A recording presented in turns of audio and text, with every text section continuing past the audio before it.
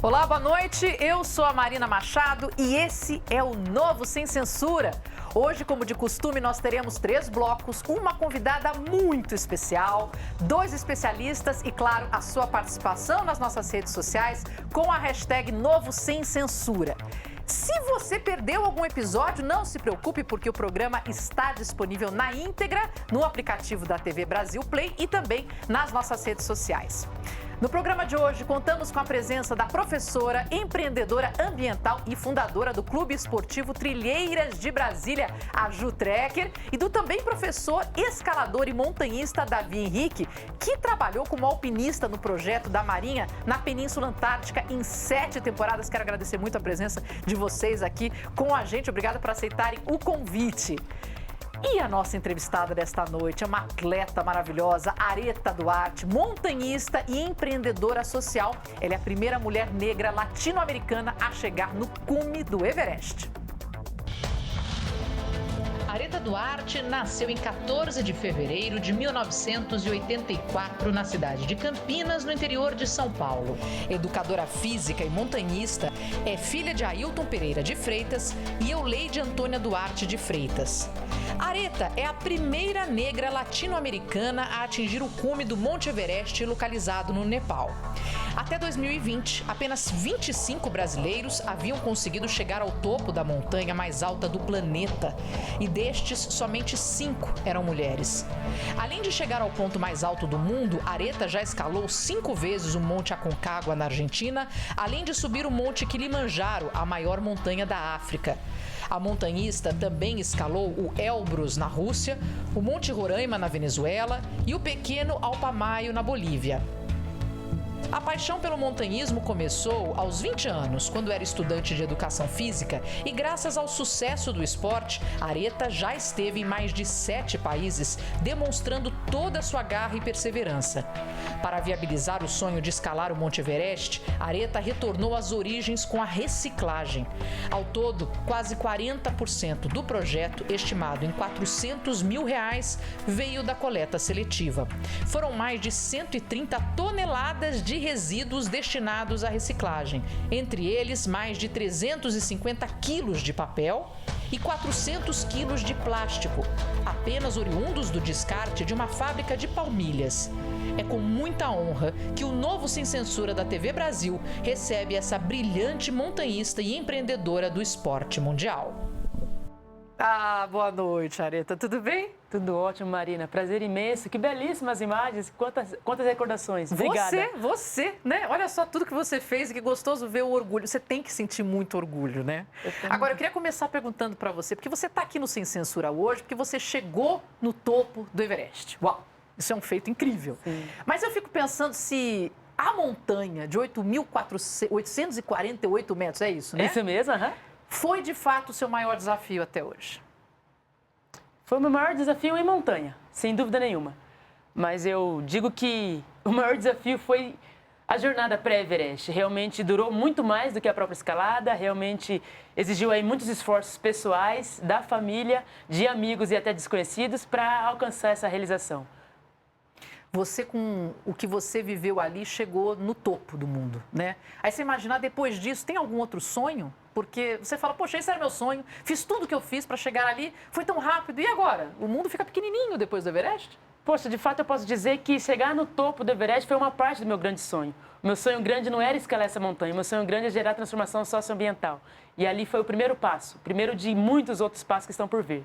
Maravilhoso, porque a gente vai falar sobre tudo isso aqui no programa, mas eu quero começar, porque nesse primeiro bloco, cada especialista vai poder fazer uma pergunta de até 1 minuto para a nossa convidada. Eu quero pedir para o Davi fazer as honras e começar com a primeira pergunta para a Areta Duarte.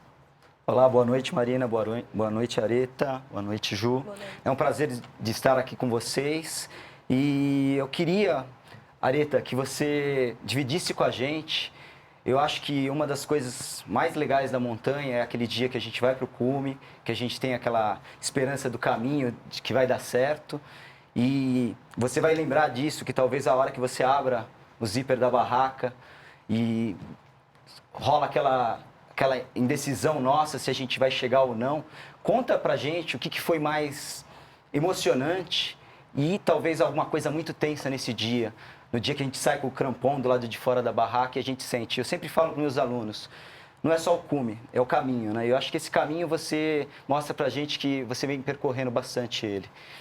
Eu acho que a gente quer saber um pouquinho desse dia, do Lembrando ataque que ao não é cume. de dia que sai, né? Vocês saem Na 3 madrugada. horas da madrugada. É isso mesmo. Abre na escuridão aquela portinha ali, o zíper da barraca. É isso mesmo. O Davi entende bem de escalada, de montanha e é muito experimentado e ele sabe muito bem as possibilidades dessa empreitada. Então, no dia de ataque ao cume, né, que é sair do campo 4 rumo ao topo da montanha, foi o dia mais desafiador no sentido de ter que lidar com uma adversidade ali que eu não contava, que foi o guia demonstrar mais frio do que eu e pedir em algum momento para voltar.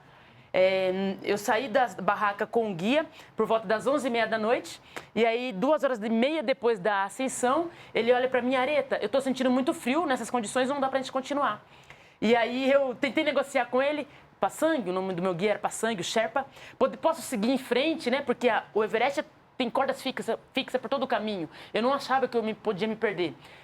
E aí ele falou, claro que não falou, mas enfim, não permitiu, porque ele estava cuidando de mim, tinha uma responsabilidade sobre mim. No minuto seguinte, eu bateu um arrependimento em mim, no sentido de que eu estava muito mais preocupada com o meu cume, com a minha realização, do que com o que ele estava falando para mim. Eu comecei a chorar, entrei aos prantos, tirei a minha máscara de oxigênio, tirei a minha viseira, chorando muito, eu olhei para ele, Passang, me desculpa. Eu quero muito chegar no topo, eu tenho força para isso, estou me sentindo plena para isso. No entanto, não me interessa mais subir, me interessa descer. Se você tiver que perder um dedo, perder o pé, ficar doente, não me importa mais subir, vamos descer. Ele se conectou a mim naquele momento, ficou alguns momentos olhando para mim, refletindo, secou as minhas lágrimas, voltou minha máscara, virou o corpo na direção do topo e seguiu em frente. Foram mais 8 horas até o topo da montanha e ali eu entendi definitivamente que não fui eu chegando, foi nós chegando. E precisamente o Passang realmente superou uma adversidade gigante, que não é elementar estar na madrugada caminhando no frio, e deu certo, deu certo. Nossa, eu gosto de ver essa emoção em você, porque como é marcante isso, né? Muito. Você fala e consegue ver aquele momento que você viveu. E o preparo para chegar lá, para chegar nesse momento, foram quantos meses, anos? Poxa, eu iniciei a prática em alta montanha em 2011, a partir da oportunidade profissional. Eu trabalho na Great Six, uma operadora de montanhismo em Campinas. Ao longo desses 9 anos, antes de começar a pensar em Everest, eu adquiria as experiências necessárias. Conhecer escalada em rocha, escalada em gelo, ter excelente condicionamento físico. Quando eu determinei que ia escalar essa montanha, que foi em março de 2020, início da pandemia, eu precisei apenas fazer a manutenção desse condicionamento. Então, eu cheguei aí ao Equador, para escalar alguns vulcões por lá e fiz um treinamento intensivo do ponto de vista físico, do ponto de vista técnico também. Então, foco no condicionamento cardiovascular, foco na respiração, foco em resistência muscular e deu super certo essa manutenção pré-montanha. Ju Trecker, qual é a sua pergunta para a Areta? Primeiramente, gostaria de agradecer o convite e celebrar o fato de eu estar dividindo o mesmo espaço com essa mulher incrível, que eu sou fã e estou emocionada já. Para mim, já ganhei o resto do ano. Então, minha querida, eu gostaria de saber qual foi o maior desafio pré e durante a escalada em si, né? Qual foi a maior dificuldade que você encontrou antes e durante? Eu acho que a maior na montanha foi especificamente essa, em que eu tive que lidar com o guia, o Sherpa estava necessitando voltar e a gente conversou e deu certo a gente seguir em frente, mas o período pré foi exatamente alcançar o recurso financeiro para essa empreitada. O investimento necessário para a alta montanha é altíssimo para quem tinha R$0 na conta para esse sonho. E foi justamente ter que trabalhar 7 dias na semana com a reciclagem de materiais, foi ter que encontrar horários no dia para treinar 6 dias na semana e horário no dia para trabalhar para a Great Six. Então, praticamente... Então, vamos por partes. Você trabalhava 6 horas por dia numa empresa? Não, volta. Na semana eu trabalhava 7 dias com reciclagem, ou seja, de domingo a domingo. Tá. trabalhando... Que hora você fazia isso? Eu fazia ou no período da manhã, antes do almoço, ou no período da tarde. Eu invertia com o horário da Grade 6. Tá. Eram aproximadamente 500 quilos de reciclável por dia. Que Por isso, você então, colocava onde? dentro de caçamba do meu carro. Tá. Eu tive, inclusive, que trocar o meu carro, que era popular, por um carro caminhonete mais antigo, para justamente conseguir fazer esse transporte. Você que está em casa assistindo ao nosso maravilhoso Sem Censura, o que você está fazendo para ganhar dinheiro? Porque eu acho fantástico isso. Eu preciso arranjar dinheiro. Ela levantou e começou a procurar material para reciclar. E foi lá e levantou quantos mil reais? Foram 35% do orçamento necessário, R$110 mil em 12 meses e meio. Sensacional. Assim, é de uma força, é de uma vontade. E aí, nós vamos continuar falando no programa, não quero tomar tanto tempo assim, mas só de ouvir você falar isso, Areta, é impressionante. Porque você simplesmente arregaçou as mangas, sua mãe te ajudou? Minha mãe, meu irmão, toda a família, os amigos, desconhecidos, teve muita gente engajada nesse projeto. E aí você foi lá e levantou R$110 mil com reciclagem. Especificamente reciclagem. É Que isso. maravilhoso. Bom, a gente vai agora então para uma pergunta no nosso telão, porque tem uma mensagem para você, Areta. Veja só. Eu conheci a Areta jogando futebol e esse foi só o nosso primeiro contato, porque depois vivemos muitas outras coisas juntas. Ela era ótima no futebol, eu não. E descobrimos um gosto em comum também, que foi o forró. Então viajamos bastante, passamos por aí dançando forró. Depois disso a gente também viajou algumas vezes para fazer montanhismo. E o que me inspira na Areta, o que me faz ter vontade de ficar junto com ela, é que ela é uma pessoa muito positiva. Hoje ela é uma das minhas grandes amigas aí, que acompanha os meus momentos felizes, meus momentos difíceis.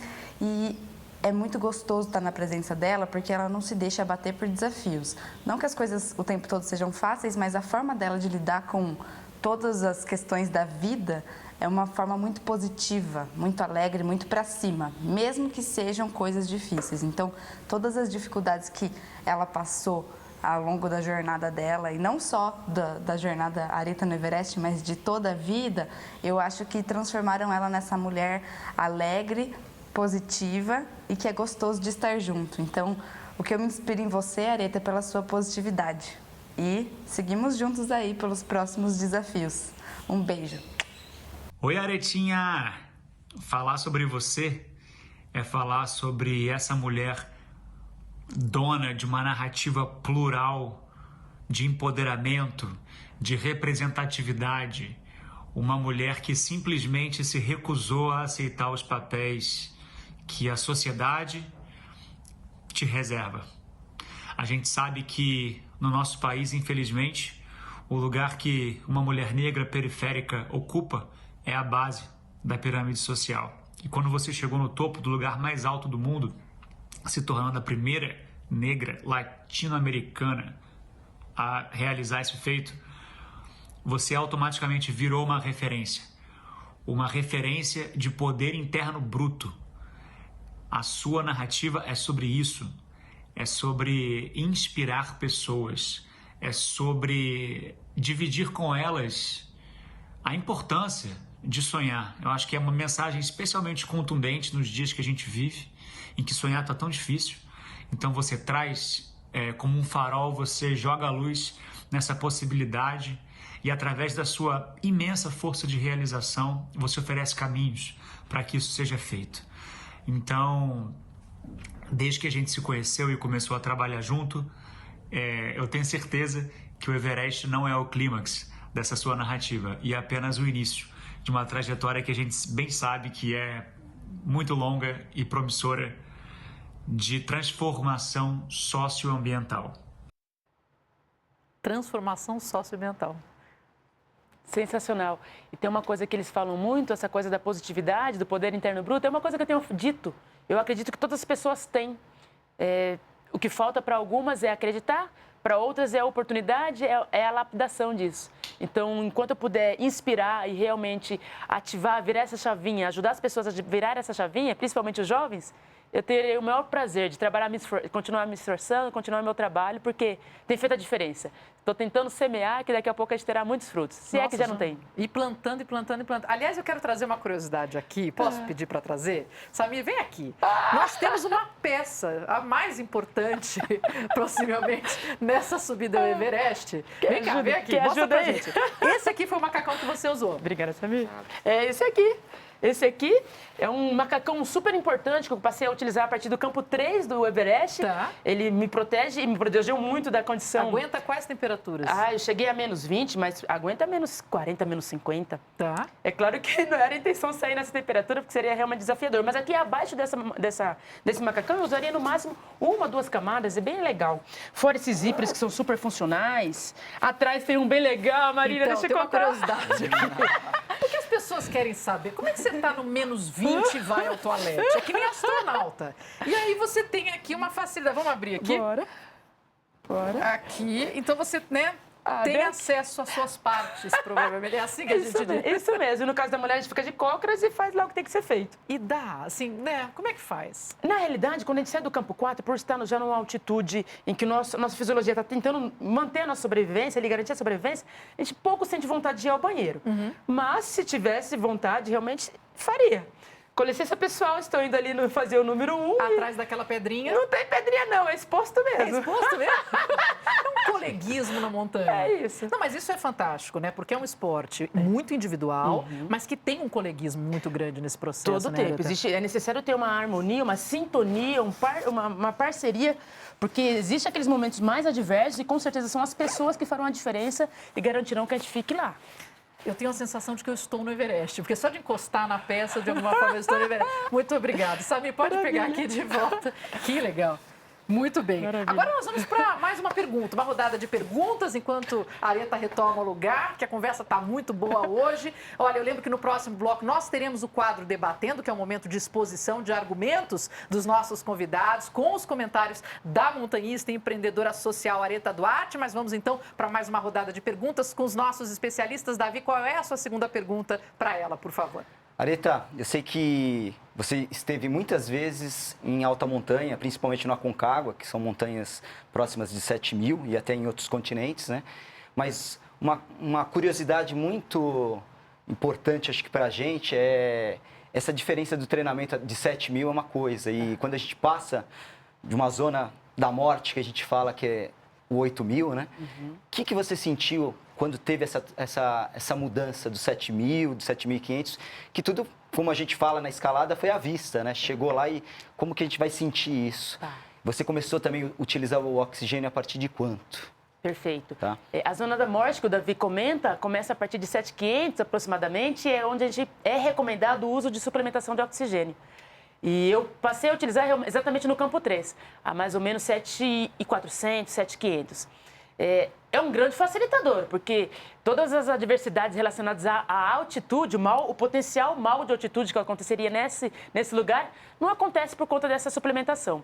Então, eu digo que a performance é dificultada um pouquinho, porque a gente sente uma dificuldade de respiração, mas a partir da suplementação a gente consegue dormir bem, a gente consegue se alimentar até que adequadamente, a gente consegue fazer toda a locomoção ali na montanha de maneira muito factível, porque é como se fosse realmente um doping, né? A gente acaba realmente não sentindo tanta adversidade por conta da suplementação. Se eu não tivesse com a suplementação, sem dúvida nenhuma, seria extremamente desafiador e alto risco de morte.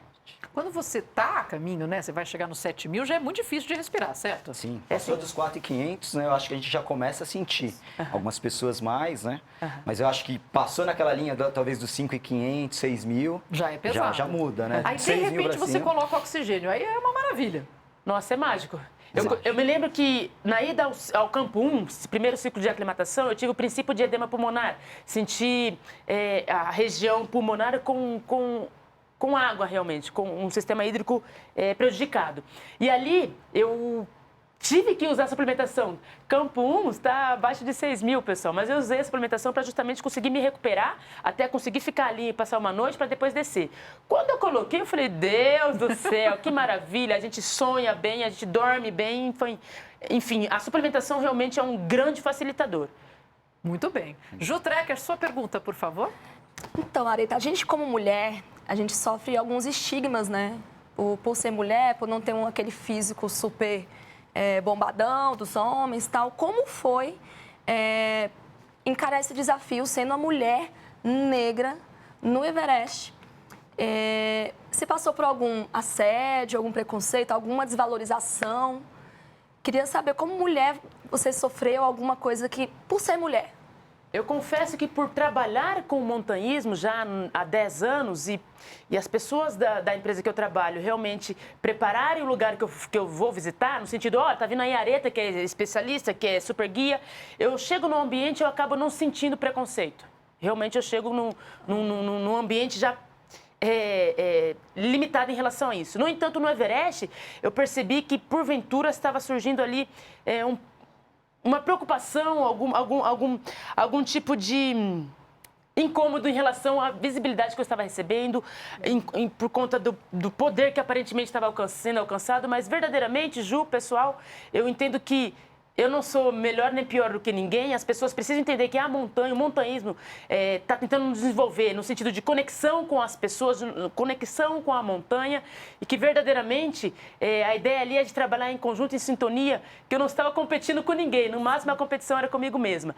Mas ainda assim eu posso dizer que ainda encontramos poucas mulheres nesse tipo de ambiente. Encontramos menos ainda pessoas pretas nesse tipo de ambiente. Então, quando a gente vai pensar em preconceito, no meu caso, eu percebo um preconceito, um racismo, por exemplo, estrutural, de não ter tido tanta oportunidade, acessibilidade, nem eu, nem outras pessoas semelhantes a mim. As pessoas periféricas, eu moro na periferia de Campinas, as pessoas negras, realmente, que é comum estarem na periferia, que é comum ter menos acesso no mercado de trabalho. Então, eu entendo que existiu sim o preconceito, o racismo estrutural, e por conta disso, eu ficava cada vez mais motivada a escalar essa montanha, no sentido de se tornar assim, uma representação, e que eu não tenha sido apenas a primeira, mas que eu seja a primeira de muitas. Esse é o meu real motivador, assim, minha real inspiração. Apesar de todos os esforços, eu queria cada vez mais ver mulheres nesse ambiente, cada vez mais pessoas pretas nesse ambiente, porque eu acho que é direito. Enfim, eu acho essa discussão assim, até cansativa. Nós estamos em 2021, né, Areta? Sim. Como é que pode a gente ainda ter que discutir isso? Não é o fim da picada? Sim. Tem que ter o acesso. Gente, somos todos absolutamente iguais. Por que a gente ainda tem que colocar isso como uma pauta que precisa de... E precisa. E hoje você, com esse exemplo que você é, olha quantas crianças vão olhar para isso e falar, caramba, eu posso fazer isso. Eu também posso chegar no Everest. Eu também posso ser alpinista. Aliás, eu posso ser o que eu bem entender. Com certeza. Não é? Com certeza. Olha, gente, eu fico energizada. Mas antes de ir para um rápido intervalo, eu queria falar sobre o Agro Nacional, que voltou hoje na programação da TV Brasil. O programa aborda questões do campo e do agronegócio e vai ao ar às segundas, quartas e sextas-feiras, às 6h30 da manhã. Então, nessa semana, vamos falar sobre cafés especiais. Você não pode perder. Fique atento. E agora sim, a gente vai para um rápido intervalo, mas a gente volta já. Não saia daí. Depois ainda teremos comentários, mais perguntas, discussão de alto nível, sua participação através da hashtag Novo Sem Censura e uma conversa franca e direta com a nossa convidada. Fique com a gente.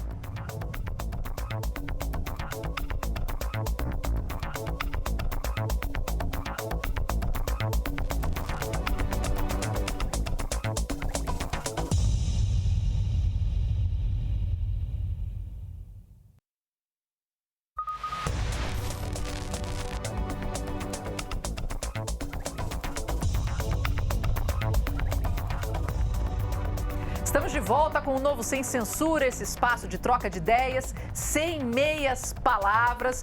Hoje a nossa convidada é a montanhista e empreendedora social Areta Duarte. E eu volto a perguntar para ela, né? Porque eu queria falar um pouquinho sobre o que o Valdemar Niklevics, que foi o primeiro brasileiro a escalar o Everest, comentou. Ele criticou a comercialização do Everest. Para ele, além da lotação, a falta de preparo e de experiência de muitos alpinistas também pode levar ao aumento das fatalidades. Aliás, este ano, eu estava olhando, já foram 4 mortes de alpinistas. Foram 2 sherpas, e um russo e um americano. A minha pergunta para você, o Everest é para ser tratado como um lugar de turismo, Areta? Poxa, de jeito nenhum. De jeito nenhum pode ser tratado como um lugar de turismo, porque justamente há risco de morte ali. É fundamental que a gente alcance pelo menos 5 passos para tentar escalar essa montanha. Mas algumas empresas, especialmente locais, ainda não têm essa cobrança. A gente fala de alcançar excelente condicionamento físico, ter a experiência de escalada em rocha, em gelo, ter passado por algumas altas montanhas, ter a experiência, então, nesse tipo de ambiente e ter escalado uma montanha de 7 a 8 mil metros de altitude. Teoricamente, já existe uma recomendação do governo nepalês para ter esse currículo prévio, mas ainda não está sendo fiscalizado. Esse ano mesmo, a gente via pessoas ali que mal conseguia conectar a solteira da cadeirinha à corda fixa. Nossa. Tinha gente ali que mal conseguia entender quais eram os nós da escalada. Então, realmente é um risco grande em relação a essa empreitada. É lamentável porque tem pessoas aqui, familiares aguardando a pessoa voltar e pode ser que ela não volte justamente por essa falta de experiência. Agora, Areta, as pessoas que não vivem o montanhismo, às vezes não percebem, mas não é chegar no cume a meta, é voltar. E a maioria das mortes ocorre na volta. Por quê? Eu costumo dizer que o verdadeiro cume é o nosso lar, né? Ficar na montanha nunca foi o meu objetivo.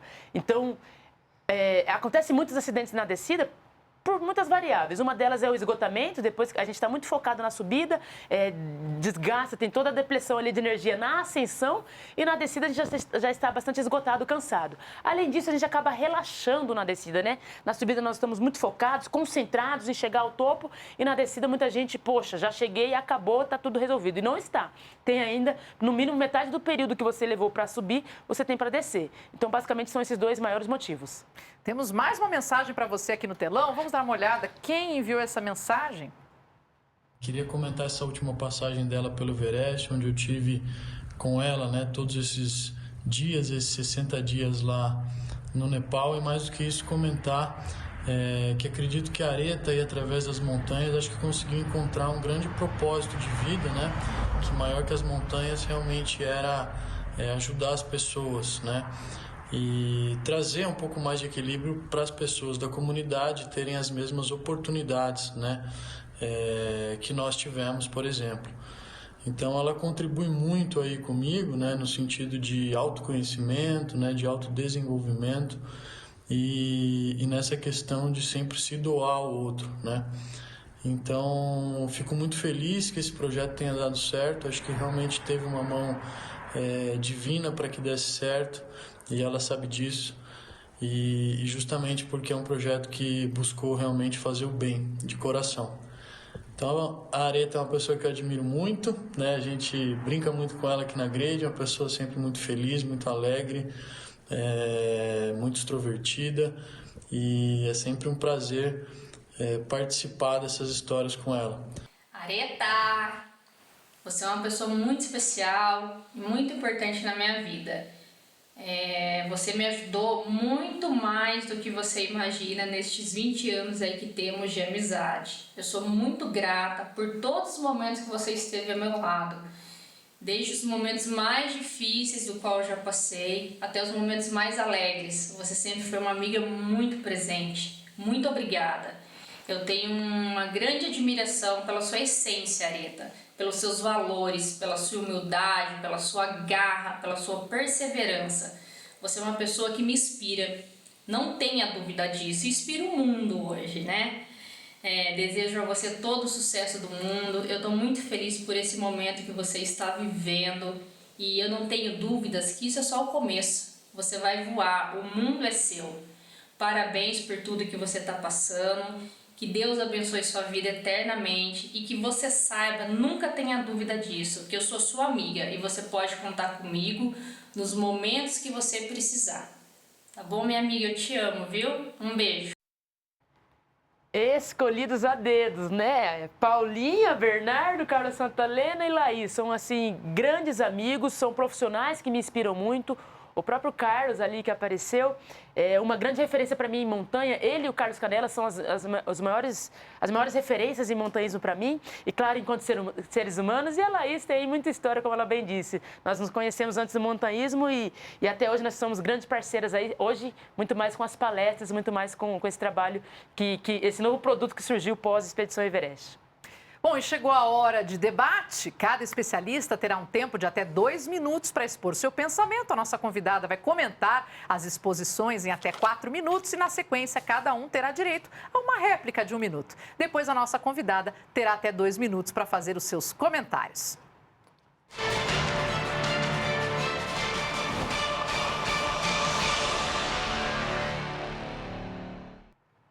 E vamos ao nosso Debatendo.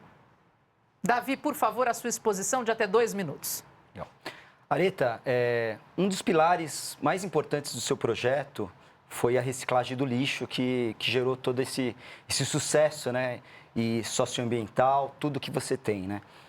Uma das coisas que a gente vê no Everest, e que eu acho que para a gente conversar junto aqui e, de repente, debater um pouco e chegar num consenso, é que o grande lixo que se acumula no Everest, ele é grave, né, nesses últimos anos. Inclusive, acho que, se eu não me engano, em 2018 foram retiradas 18 toneladas. Né? Não sei nesses 2 últimos anos o que aconteceu. Mas eu queria saber de você o que você acha, o que o governo pode estar ajudando com isso, ou se você vê alguma luz no final do túnel com relação a todo esse lixo, que são equipamentos, são cordas fixas abandonadas, são, às vezes, fatalidades, corpos que são largados para trás. Queria saber de você o que você acha disso, o que a gente pode, de repente, discutir em cima disso. Então, eu quero também a opinião da Ju. Agora é a sua vez, Ju, por favor. Sobre a lotação, né, dos atrativos turísticos e não turísticos, né? Como a Areta mencionou muito bem, o Everest ele não tem que ser tratado como um atrativo turístico. Né? É uma montanha perigosa, nós temos que ter muito cuidado ao adentrar. E o que eu tenho visto atualmente é as pessoas tratando a natureza com muito descaso, né? Deixando seus dejetos. Aqui em Brasília acontece muito isso nas trilhas. Então, o que a gente pode fazer, o que a gente pode ampliar nessa discussão em relação a criar, né, alguns mecanismos, nem que seja em lei ou com os influenciadores, celebridades, enfim, para que a gente possa mesmo ter uma conduta ambiental mais adequada.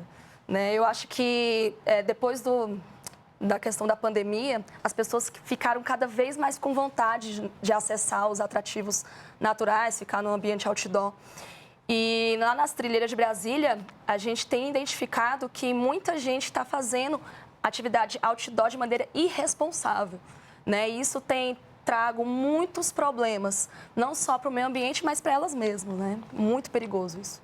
Bom, Areta, você tem 4 minutos para suas considerações e é importante isso, né? O lixo tem que estar em pauta.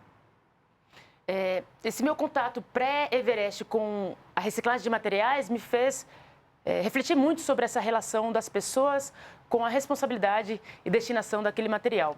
Eu percebo que em algumas comunidades, alguns locais das cidades, por exemplo, esse processo de responsabilidade, assumir a responsabilidade de destinação não acontece por uma ignorância, por uma falta de informação. Mas na maior parte a informação até chega, as pessoas já estão conscientes do impacto que essa destinação inadequada gera. No entanto, elas não se veem muitas vezes responsáveis por aquilo, por esse cuidado. Eu percebo que, por exemplo, na cidade, é muito comum as poucas pessoas que atuam com isso justamente fazem com que essa destinação aconteça porque enxergam ali uma remuneração por trás daquilo. Se a gente olhar o nosso Brasil é exemplo aí na reciclagem de metais, de alumínio, de ferro, de aço, porque justamente é o recurso, é a matéria-prima que mais gera remuneração aos catadores, aos sucateiros, enfim, a todo mundo que está envolvido com esse processo de reciclagem. Lá no próprio Everest, esse processo é o mesmo. Eu me lembro de ter ouvido bastante sobre, nossa, você vai chegar no Nepal, você vai chegar no Everest especificamente e vai encontrar muito lixo, muito resíduo no caminho. E verdadeiramente eu fiquei impressionada nessa temporada. Eu encontrei muito menos do que eu via nas fotos anteriores. Esse evento que o Davi comentou, que aconteceu há aproximadamente 3 anos atrás, de remover o lixo que estava lá, de remover até mesmo os corpos que estavam lá parados, aconteceu. O local que eu mais encontrei resíduo no Nepal foi o Campo 4.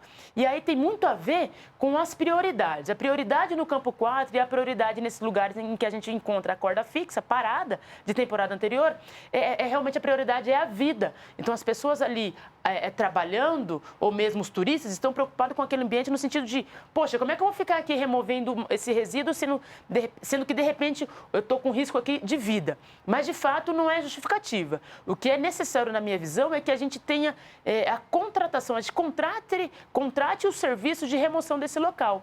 É claro que é caríssimo pedir para um Sherpa subir lá e remover esse material, mas ele também está contando com essa remuneração, ele também está contando com esse incentivo. Já que ele já está lá e contando com, poxa, um reconhecimento do trabalho dele, por que não pagar um extra, pagar que seja os $5.000, que é o custo de um Sherpa, para fazer essa remoção, para ele subir um dia e fazer isso? Ou por que não os próprios turistas não ficarem um tempo a mais e no momento em que a condição climática, de vento e de temperatura seja adequada para fazer essa remoção? Porque, afinal de contas, daqui a pouco a gente não estará escalando montanha, a gente estará escalando outras coisas, resíduos, lixo, enfim. Existe aí uma tratativa necessária para se dar, porque é nossa responsabilidade dar a destinação adequada para esse material, e aí, se tiver que gerar custo, que gere e a gente assuma. Afinal de contas, repito, é nossa responsabilidade.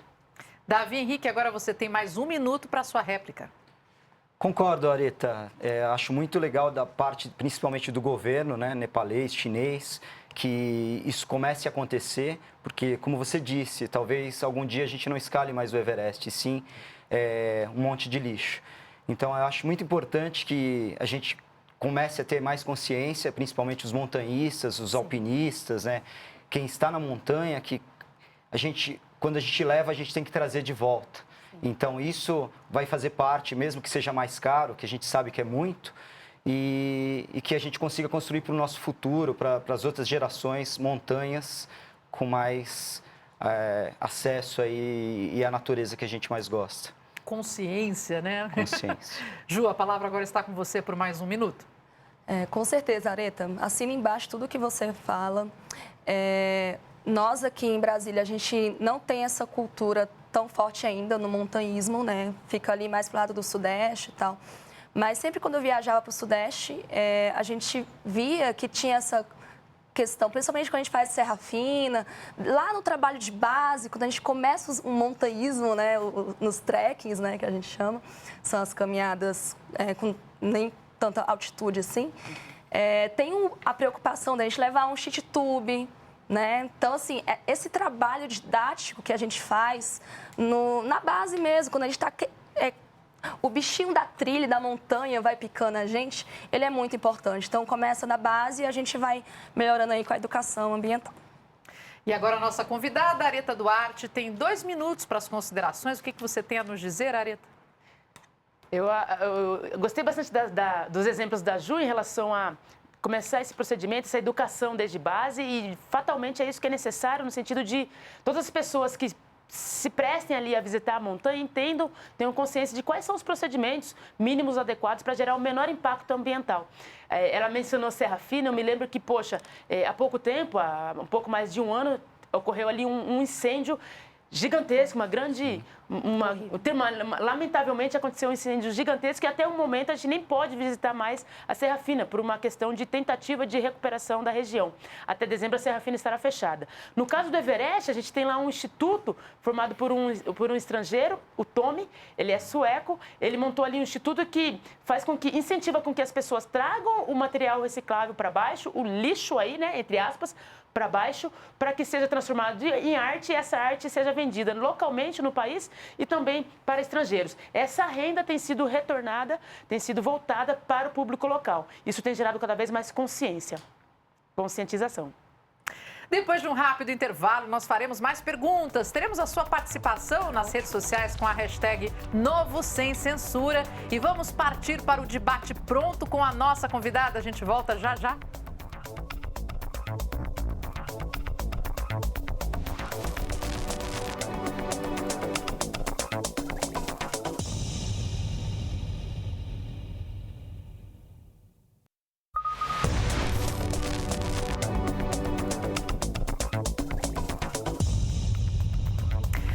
convidada do Sem Censura de hoje é a Areta Duarte, montanhista e empreendedora social, primeira mulher negra latino-americana a chegar ao cume do Monte Everest, no Nepal. E para abrir esse bloco, eu quero já mostrar alguns comentários que estão sendo enviados para as nossas redes sociais. Vamos ver quem enviou usando a hashtag Novo Sem Censura, Maria Cândida. Areta, uma mulher que vai inspirar muita gente, uma verdadeira guerreira. Já inspira, né, Maria Cândida? Muito obrigada pela sua participação. O outro comentário que chegou para a gente, Maíra de Oliveira, Areta Duarte é inspiração.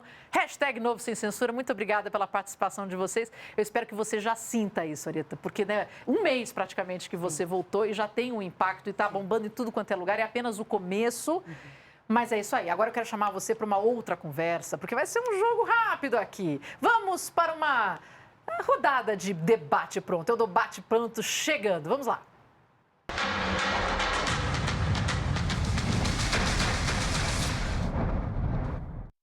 Conta? Sim. Então vamos lá. Areta, qual que é o seu maior medo? Da morte. Da morte? Passou longe disso.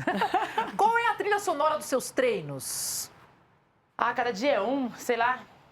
Um dia é um samba, outro dia é um forró, outro dia é uma baladinha, não sei. Tem dias que é o silêncio apenas? Ah, com certeza. Há aqueles momentos de, poxa, eu preciso ficar no silêncio total.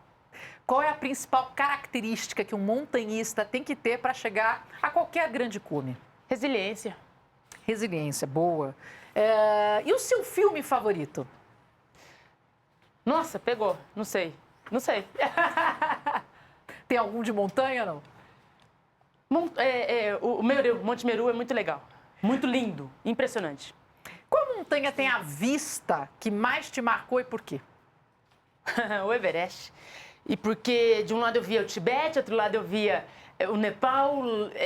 Eu estava acima das nuvens. Foi um momento em que eu me sentia assim, transcendendo.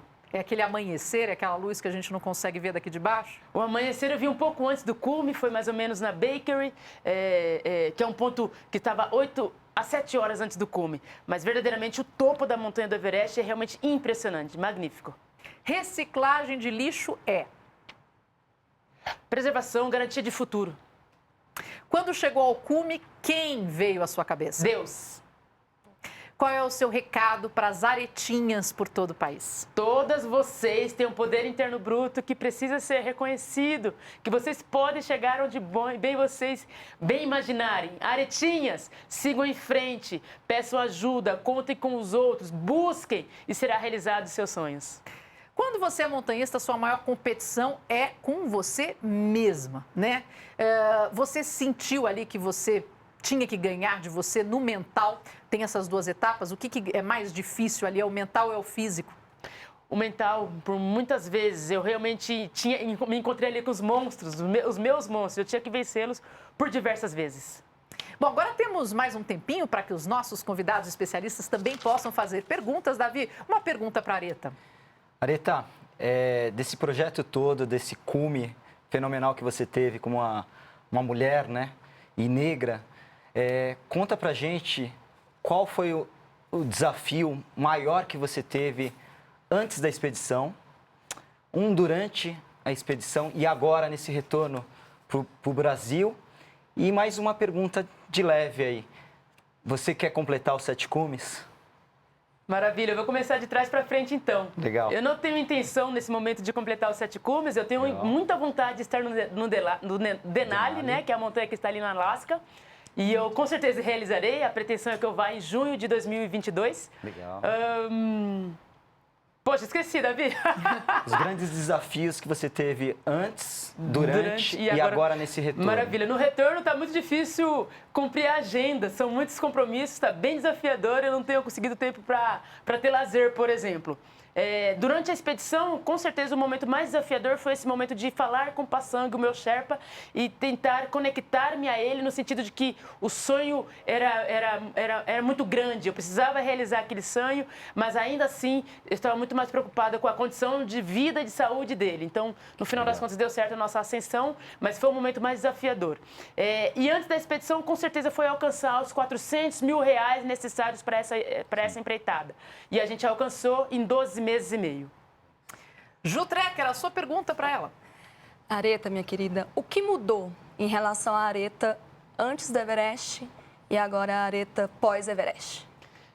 Ju, eu confesso que antes do Everest eu me sentia muito preparada para grandes desafios, mas definitivamente, quando eu cheguei no topo do Everest e retornei, eu entendi que eu estou muito mais empoderada, eu me sinto assim muito forte. O que mudou é uma mentalidade ainda mais resiliente, uma mentalidade ainda mais forte e ainda em condição de contribuir com o próximo. Eu diria que antes de começar a jornada Everest, eu tinha muita vontade, muita coisa ficava no meu imaginário. Eu quero fazer algo por alguém, eu quero fazer algo pelo meu entorno. Eu sou privilegiada no sentido de ter tido experiências em 7 países por conta da oportunidade profissional, mas eu tive dificuldade de ativar algumas ideias e realmente contribuir com a comunidade que eu vivia, por exemplo. Hoje eu me sinto pronta, independente da circunstância que eu vivo, da dificuldade que eu encontro. Então eu me sinto assim, empoderada. Essa força da conquista, né, faz uma alteração e que bom que você está podendo compartilhar agora. E eu quero chamar a atenção para vocês, porque temos mais um recado que vai vir aqui no nosso telão. Quem será que está preparando? Ela está cada vez mais emocionada. Que gostoso. Mas vamos ver, quem mandou um recado para a Areta Duarte? Bom, eu conheci a Areta um pouquinho antes dela decidir encarar esse desafio, né, de escalar o Monte Everest. Conforme ela foi desenvolvendo, né, essa ideia, foi formalizando, né, através das redes sociais, divulgando o projeto, buscando recursos, a gente veio se aproximar. Então, a gente dividiu muitos dramas, né, até esse projeto se iniciar, né, lá no Himalaia. E tive a oportunidade de estar com ela também, ao lado dela, em grande parte da expedição, dividindo acampamento, dividindo novos dramas, né, encontrados na montanha, compartilhando alguns desafios e sendo parceiro mesmo, né? Então a Areta, ela foi uma parceira íntegra nessa minha viagem, e eu acho que eu pude também oferecer o mesmo para ela. Então a gente veio se aproximar muito, ainda mais nessa empreitada. Ela inspira a mim toda vez que a gente conversa, ela inspira tantas pessoas que estão ao meu redor. Então com certeza eu sou muito grato de tê-la como amiga. Falar da minha irmã é muito fácil. Como que posso dizer fácil? Uma mulher determinada, desde criança sempre foi aquela mulher que, menina, corria atrás das coisas. Primeiro corria atrás de bola, né? Parecendo uma doida, pra lá e pra cá. Aí depois começou foi pra faculdade, primeira da nossa família quis estudar. Aí depois falou, do nada, quando nós pensou que tinha acabado as aventuras dela, ela chegou para nós e falou: vamos, Stênio, eu vou subir ao topo do mundo. Eu falei assim: Areta, como que vamos subir ao topo do mundo? Lá no Everest. Ela falou assim: fácil, simples. Vamos só simplesmente pegar reciclado e chegar até o topo. Eu falei assim: é fácil mesmo. Dei risada, né? Porque eu falei assim, que ela falou o valor, eu falei assim: meu Deus, como que pode? Mas como que eu sei, como que eu conheço ela bem mesmo, eu falei assim: isso daí vai ser fichinha para ela, porque é uma mulher determinada, guerreira, alegre, procura sempre fazer as coisas não só para ela, para as outras pessoas também. Areta, te amo, fica com Deus. Esse é o meu irmão Stênio, meu irmão do meio, irmão. Eu sou a caçula de 3 filhos. A minha mãe e meu pai, nordestinos, vieram a São Paulo, batalhando muito, enfrentando muitos desafios, e eu aprendi muito com essa família. E ali, antes do Stênio, tinha o meu irmão que eu adotei, o Gabriel Tarso, em que foi, para mim, a grande referência enquanto pessoa humana verdadeiramente, porque não basta a gente ser pessoa, a gente precisa ter um grau de humanidade e principalmente grau de justiça, em que a gente está muito mais preocupado com a justiça do que com o nosso umbigo. E o Gabriel foi um exemplo para mim nisso, o meu grande irmãozinho na montanha. E Stênio foi aquele cara que, quando eu falei do projeto Areta no Everest, a partir da reciclagem, ele falou: é impossível fazer em 1 ano. No entanto, ele foi meu braço direito. Ele realmente contribuiu demais para essa realização. Eu não sei nem como é que vocês conseguiram reunir essa galera. Fantástico, tá lindo. Obrigada. Produção Sem Censura é incrível. Olha, eu quero uma perguntinha rápida de cada um para a gente encerrar o programa em grande estilo. Areta, com relação a essa grande mulher que você é e criando essas aretinhas, o que a gente pode falar para essas mulheres que são da escalada em rocha, da escalada em gelo, da escalada esportiva? Todas elas, na década de 90, elas estavam surgindo, grandes nomes, e hoje você está realizando isso. Mande um recado para elas. Poxa, eu posso dizer que para essa mulherada que há muito tempo está batalhando, obrigada, muito obrigada, porque chegar no espaço que eu cheguei, numa qualidade pela qual eu cheguei, com certeza houve uma construção aí anterior à minha história. E para quem ainda está com medo, eu costumo dizer que, poxa, a gente é maioria enquanto população brasileira, nós somos maioria e ainda há poucas mulheres, nós somos minoria na montanha.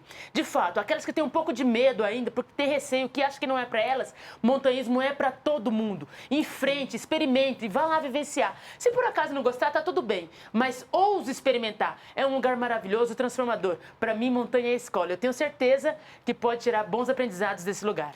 Ju Trecker, a sua pergunta. Areta, qual é o próximo desafio? Rolou aí a amnésia trilheira já? Essa amnésia trilheira é a amnésia de quem esquece rapidinho como que foi o sofrimento, a dor e tudo mais. Rolou faz tempo, Ju. Sou apaixonada por montanha, então com certeza tenho vontade de estar nela o tempo todo. É claro que o projeto agora, o Sonho Grande, está acontecendo, que é o de transformação social e ambiental. Em setembro, eu pretendo voltar ao Kilimanjaro, que é a montanha ali na Tanzânia, na África, ao qual eu tenho muita identidade. Eu acho que o Brasil realmente tem os pés lá. Isso? Você vai em setembro para o Kilimanjaro? Eu vou para o Kilimanjaro, vou. Espero que tenhamos mais pessoas aí indo comigo em setembro. É no início de setembro. Mas o grande projeto, é um lugar que eu não fui ainda, é o Denali, Alasca, em junho de 2022. Bom, eu quero aproveitar, porque a gente ainda tem um tempinho no programa, para pegar alguma curiosidade com você, se você me permitir. Por favor. Como é que é o som quando você está dentro da barraca? Porque a gente olha aquela montanha plácida e bonita, mas não é silencioso. Como é que é se mover, comer? Como é que é estar ali em cima, principalmente quando você está no último acampamento? Poxa, no último acampamento a gente passa a não querer sair da barraca por conta do frio intenso, por conta dos ventos. E aí, quando a gente chega no campo 4, né, 8.000 metros de altitude, a nossa vontade é ficar ali e tentar descansar com o pouco tempo que temos até o ataque ao cume. Eu cheguei no campo 4 por volta das 16 horas. Mentira, por volta das 18 horas e saí 11h30 da noite. Foi pouco tempo para secar a umidade do suor que a gente acaba tendo, sim, se alimentar, hidratar, trocar o oxigênio e sair. Ali, de certo modo, Marina, eu não senti muitos ventos, porque forte, a ponto de, poxa, no Aconcagua, por exemplo, eu senti o vento muito mais forte do que no próprio Everest. No Aconcagua, eu senti a barraca balançando, batendo no peito, eu pensava, vai quebrar essa barraca, eu vou ficar em exposição. No Everest, a gente acabou avaliando a previsão climática e isso não aconteceu tanto. Mas é um momento de muita concentração, é um momento de muita mentalização. O que é que vai acontecer daqui para cima? Porque realmente é o lugar mais alto da montanha em que a gente tem maior risco ali de vida por conta da altitude. Que interessante, pensar que o Aconcagua ainda tem mais dinâmicas, às vezes mais ventos do que o próprio Everest, né? E há quem suba o Everest e não consegue subir o Aconcagua. Agora nós vamos para as considerações finais dos nossos entrevistados, porque antes de encerrar o programa, vocês têm um tempinho. Eu começo com você, Davi Henrique. Acho que foi muito importante essa conversa com a Areta, onde ela é uma grande mulher e negra, né? Abrindo a porta para muitas e muitas. Então, eu fico muito contente de estar participando. E eu acho que o montanhismo, o caminho que a gente tem a percorrer no Brasil, ele tá indo para o caminho certo. A gente tem as Olimpíadas, logo em seguida e a gente vai ter mulheres representando num futuro próximo. A gente tem o grupo de base surgindo e eu acho que é isso, Areta. Muito obrigado. Tá? Ju Trecker, a sua consideração final, por favor. Areta, estou muito feliz por estar aqui. As trilheiras de Brasília ficaram muito felizes e honradas por poder fazer perguntas por mim. Então, você é inspiração, você é uma mulher incrível, você é uma mulher cabulosa e eu acho que é só uma sementinha que você está plantando que vai florescer cada vez mais. E é isso, só agradecer mesmo. Você é um ícone para nós, mulheres esportistas, montanhistas, trilheiras, enfim. Obrigada. Areta, agora você, um tempinho para suas considerações finais. Ju, Davi, Marina, muito obrigada. Eu me senti aqui honrada, respeitada. Obrigada por quererem ouvir a minha história. Obrigada por estudarem um pouco mais dessa jornada e a gente também ter essa oportunidade de compartilhar com quem está em casa. Então, estou me sentindo muito honrada, agradeço imensamente.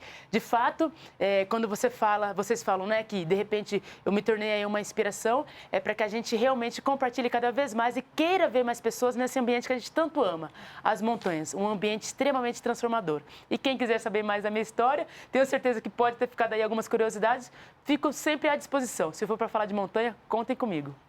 O novo Sem Censura fica por aqui. Eu quero agradecer muito pela presença da nossa montanhista, Areta Duarte, aos nossos debatedores da noite, nossos especialistas, o professor de Educação Física, montanhista, escalador, Davi Henrique. Davi Henrique, um dia eu ainda vou trazer você aqui para falar dos projetos na Antártica, que eu achei incrível. A professora empreendedora ambiental, Ju Trecker, que faz um trabalho maravilhoso, Ju, com as mulheres, né, nas trilhas aqui de Brasília. Obrigada por estarem aqui conosco. Agradeço também a todas as operadora de expedições Grade 6, é isso? Grade 6 que fala? Grade 6, Grade 6, que liberou a vinda da nossa entrevistada. Agradeço demais a vocês, as nossas intérpretes de Libras sempre. E meu muito obrigada a você de casa, que alimentou esse debate, essa rica troca de ideias. Você aprendeu muito, eu aprendi muito. Peço que você continue ligado nas nossas redes da TV Brasil e prepare os seus argumentos, porque semana que vem tem mais Sem Censura. Até lá!